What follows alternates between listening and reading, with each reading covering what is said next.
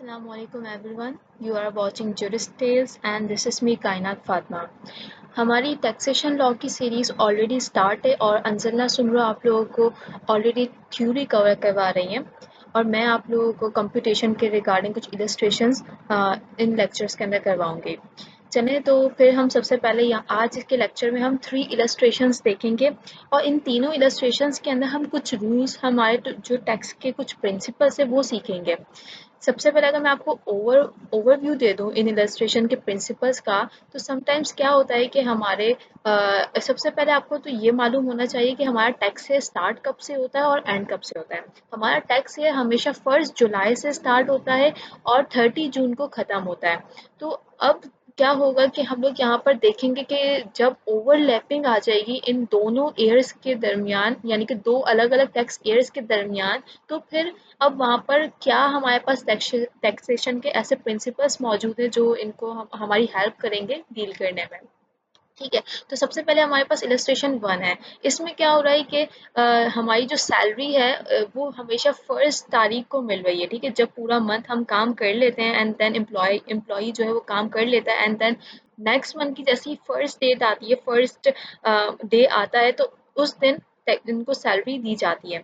ठीक है, अब इसी तरह से अब हमारा टैक्स ईयर स्टार्ट है। ठीक है, जुलाई से उसने वर्क करना स्टार्ट किया एंड स्टार्ट करते करते वो जून तक पहुंच गया। ठीक है, अब जून के अंदर एम्प्लॉय ने अपनी तमाम एम्प्लॉयमेंट किया, उसकी सैलरी मिलेगी 1 जुलाई को। अब 1 जुलाई को तो नेक्स्ट टैक्स ईयर लग जाएगा। ठीक है, तो अब यहाँ पर अब उस सैलरी को क्या हम उस प्रीवियस ईयर जिसमें उसने ये काम किया था उसमें इसको शामिल करेंगे या फिर वो जो न्यू ईयर स्टार्ट हो रहा है उसमें इसको इंक्लूड करेंगे। तो यहाँ पर हमारा टैक्स प्रिंसिपल है जो कहता है कि salary is taxable when earned whether received और नॉट। ठीक है, ये बिल्कुल मायने नहीं रखता कि कब वो रिसीव हो रही है या नहीं हो रही। हमारे पास टैक्स प्रिंसिपल क्या है कि कब वो अर्न की जा रही है। ठीक है, तो अब हम सिनेरियो देखते हैं। यहाँ पर मिस्टर सुलेमान मौजूद हैं जो स्टार्ट कर रहे हैं अपनी जॉब 1 जुलाई 2019 को। ठीक है, उनकी मंथली सैलरी जो है वो 40,000 है, जो हमेशा फर्स्ट ऑफ एवरी मंथ उनको मिलती है। ठीक है, अब टैक्स ईयर जो है वो एंड होता है 30 जून 2020 को। अब हमें यहाँ पर बताना है कि अब इनको हमें कंप्यूट करना है कि कितनी सैलरी जो है उनकी टोटल अमाउंट क्या बनेगी, टोटल टैक्सेबल सैलरी क्या बनेगी। ठीक है, तो अब हम कैलकुलेशन स्टार्ट करते हैं। तो यहाँ पर सैलरी जो वो अर्न कर रहे हैं वो 12 मंथ्स की ही अर्न कर रहे हैं, भले वो एक ईयर लास्ट वाले मंथ की नेक्स्ट ईयर में क्यों ना मिल रही है, क्योंकि वो जो अर्न है वो ऑलरेडी हो चुकी है। तो इसलिए हम जो है इसको मल्टीप्लाई करेंगे बाय 12। ठीक है, जो 40,000 है उसको मल्टीप्लाई बाय 12 करेंगे, जो हमारा बन रहा है 4,80,000। ठीक है, अगर हम 11 मंथ्स को 11 से मल्टीप्लाई करते हैं तो वो 4,40,000 मिलेगा। बट हम अपनी टैक्सेबल सैलरी इन दोनों में से कौन सी काउंट करेंगे, जिसको कंसीडर करेंगे, वो हम 4,80,000 को कंसीडर करेंगे, क्योंकि हमने यहाँ पर हमारा टैक्सेशन का प्रिंसिपल अप्लाई किया है। ठीक है, अब एम्प्लॉई है वो एडवांस में सैलरी ले रहा है। लेट्स सपोज एक एम्प्लॉय है, वो मई के मंथ में नेक्स्ट 6 मंथ्स की सैलरी एडवांस में ले लेता है। अब 3 मंथ्स तक तो ठीक था, वो मई जून जुलाई मई जून जो है वो तो उसके अंदर अकर हो जाएगा। ठीक है, फर्स्ट के 2 मंथ्स तो ठीक है उस टैक्सेबल ईयर के अंदर फॉल कर रहे हैं। बट अब वो जो आगे के जो ईयर मंथ्स हैं, ठीक है, जो नेक्स्ट टैक्सेबल ईयर के मंथ्स हैं, वो पहले उन मंथ्स की सैलरी वो पहले ही एडवांस में ले रहा है। तो अब यहाँ पर इस सिचुएशन के अंदर हम क्या करेंगे, क्या हम यहाँ पर उस जो जिस मंथ में वो सैलरी फॉल कर रही है उसी में ही काउंट करेंगे, या फिर जिस मंथ के अंदर वो रिसीव की जा रही है वहाँ उसमें उस ईयर में इसकी टैक्सेबल इनकम में काउंट किया जाएगा। तो हमारे पास यहाँ पर भी टैक्स प्रिंसिपल मौजूद है कि salary received is taxable whether earned और नॉट। ठीक है, जिस ईयर में ये रिसीव की जा रही होगी ये सैलरी, उसी ईयर में हम इसको टैक्सेबल इनकम में शामिल करेंगे, उसी ईयर की टैक्सेबल इनकम में ये शामिल हो जाएगा। ठीक है, अब यहाँ पर हम एक एग्जाम्पल देखते हैं। अब एग्जाम्पल में क्या हो रहा है, फैक्ट्स अगर हम देखें, सॉरी यहाँ पर कैलकुलेशन और फैक्ट आगे पीछे हो गया, तो फैक्ट्स हम देखते हैं। हमारा फैक्ट क्या है कि मिस्टर सुहेल जो है वो अर्न कर रहे हैं 52,000 पर मंथ। ठीक है, और on 20 June 2019 he receive 3 months advance salary. ठीक है, अब वो जून में 3 months की एडवांस सैलरी ले लेते हैं। ठीक है, अब during tax year 2019 he earn 6,24,000 but receive 7,80,000। ठीक है, अब इन्होंने अर्न जो की थी, ठीक है, क्योंकि अब जून तक उन्होंने जो एम्प्लॉयमेंट दी है वो जून तक की सैलरी की ही दी है। ठीक है, अब आगे के जो 3 मंथ्स की वो एडवांस ले रहे हैं, उसकी अभी तक इन्होंने एम्प्लॉयमेंट दी नहीं है, बट उन्होंने सैलरी ले ली है। ठीक है, जो कि बन रही है 7,80,000। तो फिर हम इन दोनों में से 7,80,000 को टैक्सेबल इनकम में शामिल करेंगे, बिकॉज वो हमारे पास प्रिंसिपल मौजूद है कि जिस ईयर आप रिसीव करेंगे सैलरी को, उसी ईयर में आपकी ये टैक्सेबल इनकम में शामिल होगा। रेट्रोस्पेक्टिवली उनकी जो सैलरी है वो इंक्रीज हो रही है। रेट्रोस्पेक्टिवली का मतलब है कि जितने भी पिछले मंथ्स हैं ना, उन सब के अंदर इंक्रीज हो जाएगी। और ये कब से स्टार्ट होगा? रेट्रोस्पेक्टिवली कब से स्टार्ट हो रहा है? 1 Jan 2019। अब यहाँ बात समझने वाली है। देखें, जैसा कि हमें मालूम है, हमारा जो ईयर है वो स्टार्ट होगा जुलाई में। ठीक है, वो जुलाई में स्टार्ट हो रहा है।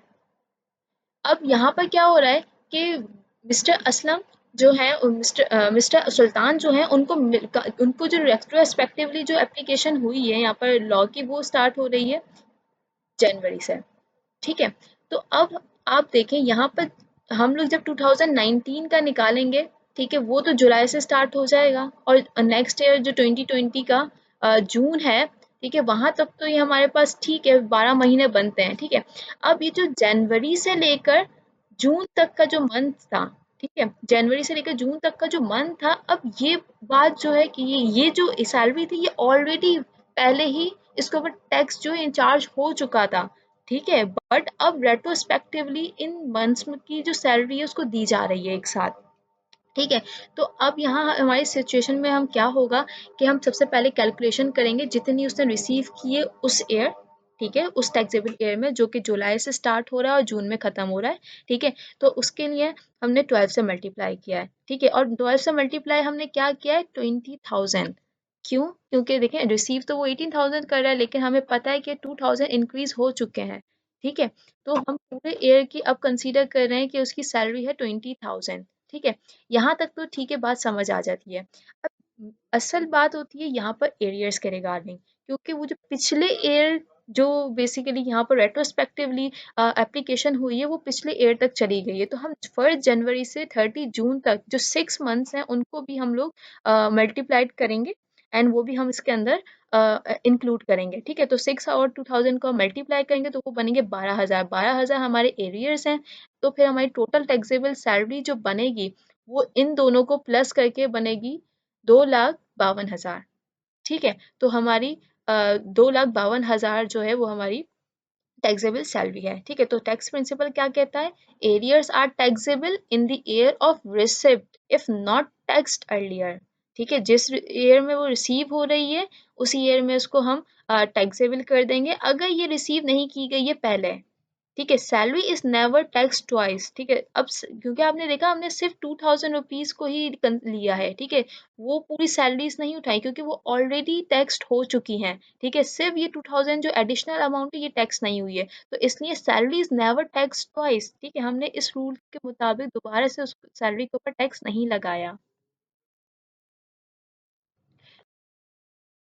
अब हम इलस्ट्रेशन नंबर 4 देखते हैं। यहाँ पर हम सबसे पहले हमारे पास एक न्यू कॉन्सेप्ट आ रहा है जो कि टाइम स्केल के बारे में। ठीक है, हम टाइम स्केल को पे स्केल भी बोलते हैं। अब ये हमेशा इस तरह से कुछ लिखा हुआ होता है। इसका मकसद क्या है कि ये जो वैल्यू है ये है मिनिमम बेसिक पे, and this is maximum basic पे, जिसको हम बेसिक सैलरी भी बोलते हैं। हर एक जो भी पोस्ट होती है उसकी मिनिमम और मैक्सिमम बेसिक पे होती है। ठीक है, अब ये जो सेंटर वाला जो ये अमाउंट है ये बेसिकली इंक्रीमेंट है। इसका मकसद ये होता है कि जो एम्प्लॉयर जो एम्प्लॉयड हुआ है, ठीक है, हर साल उसकी बेसिक सैलरी के अंदर इतना इंक्रीमेंट आएगा। ठीक है, हर साल उसकी बेसिक सैलरी इतना इतना अमाउंट उसकी बेसिक सैलरी का इंक्रीज हो जाएगा। ठीक है, अब यहाँ पर हमारे इस सिचुएशन के सॉल्यूशन के अंदर हम क्या कर रहे हैं कि सबसे पहले तो इस क्वेश्चन के अंदर हमसे पूछा गया था कि आपने minimum of time scale of basic salary निकालना है पूरे साल का, ठीक है, और उसके बाद एक्चुअल बेसिक सैलरी और एक्चुअल जो सैलरी है उस एम्प्लॉय की वो भी बतानी है, ठीक है। तो अब सबसे पहले हमने minimum of time scale of basic salary निकालने के लिए क्या किया कि जो हमारी मिनिमम वैल्यू थी, मिनिमम जो अमाउंट थी उसको हमने 12 से मल्टीप्लाई किया, तो हमें पूरे साल की मिनिमम टाइम स्केल वैल्यू मिल गई, ठीक है। अब उसके बाद हम क्या कर रहे हैं यहाँ पर, अब उस एम्प्लॉयर जो है मिस्टर शाहिद, वो बेसिकली कितनी अमाउंट उठा रहा है बेसिक सैलरी, वो है 65,000 पर मंथ, ठीक है, वो 65,000 पर मंथ उठा रहा है, ठीक है। तो अब यहाँ पर इसको हम मल्टीप्लाइड बाय 12 करेंगे ताकि हमें पूरे साल की इसकी सैलरी, इसकी बेसिक सैलरी जो है वो हमें मिल जाए, ठीक है। अब टोटल सैलरी हम निकालेंगे, टोटल सैलरी के अंदर हमारे पास बोनस और डेयरनेस अलाउंस भी आ जाता है, तो हम इन सबको ऐड करेंगे, ठीक है। अब ये जो बोनस है ये एनुअली गिवन है, ठीक है, तो हमें इसको 12 से मल्टीप्लाई करने की ज़रूरत नहीं है, ऑलरेडी इन्होंने एनुअली हमें दे दिया है। जबकि डेयरनेस अलाउंस हमें इन्होंने बताया है कि पर मंथ जो है इसको 6,000 मिल रहा है। तो इसकी कंप्यूटेशन में हम सबसे पहले बेसिक सैलरी जो हमने ऑलरेडी निकाल लिया है वो रखेंगे, बोनस रखेंगे एंड डेयरनेस अलाउंस इसको मल्टीप्लाइड बाय 12 करके ये लेंगे। इन तीनों को जब हम वैल्यूज को प्लस करेंगे तो हमारे पास बनेगा 9,82,000, ठीक है। तो ये हमारा बेसिकली एक सॉल्यूशन था। ये आई नो अभी हम लोग बहुत बेसिक लेवल पर हैं, ये उन बिगनर्स के लिए जो बेसिकली अभी जिन्होंने टैक्सेशन पढ़ना स्टार्ट किया है। आहिस्ता आहिस्ता तमाम इलस्ट्रेशन हम मौज़म मुग़ल की जो बुक है उसको फॉलो करेंगे, तमाम उसकी इलस्ट्रेशंस को सॉल्व करेंगे एंड देन जो कॉम्प्लेक्स इलस्ट्रेशंस हैं, जो कॉम्प्लेक्स प्रॉब्लम्स हैं, हम उनको भी सॉल्व करेंगे और अंडरस्टैंड भी करेंगे। Thank you for watching this video. I hope आप सबने आप सबके सारे कॉन्सेप्ट्स क्लियर होंगे, बट स्टिल अगर कोई भी आपका कॉन्सेप्ट क्लियर नहीं हुआ है तो आप कमेंट बॉक्स में पूछ सकते हैं। अल्लाह हाफ़िज़।